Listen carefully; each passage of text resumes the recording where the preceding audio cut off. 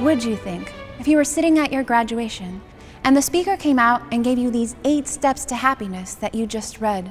Be quick to share in the suffering of others, but don't be quick to take credit for things. Be the one that says, let's not go to that movie, it's a little crude.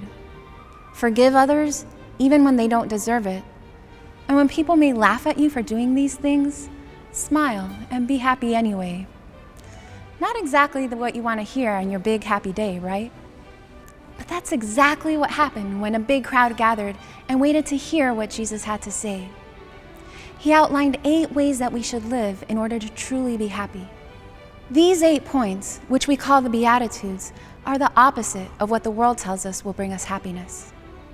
Jesus says, "Blessed are the poor in spirit." In other words, blessed are you when you're not addicted to stuff. How do you know you're addicted to stuff? Whenever you start saying, "Oh, I can't live without my phone, without my music, without my clothes," whatever, you fill in the blank, then we're addicted to that stuff. Blessed are those who mourn. Now, this doesn't sound like a formula for happiness, but what is Jesus really saying here? Blessed are you when you're not addicted to good feelings. When the thing that you desire most is feeling good, then you open yourself to all kinds of addictions, such as drugs, alcohol, or impurity.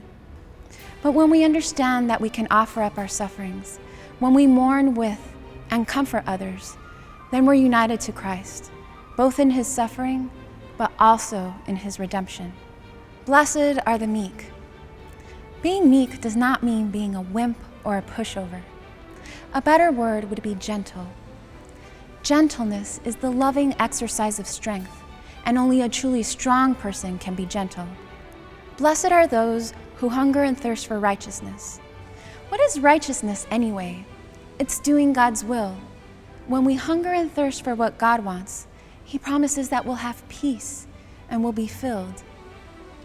Christ is also reminding us to be passionate in our thoughts and in our deeds, and not lukewarm. He calls us to hunger and thirst, implying a strong and vibrant conviction and living out of our faith.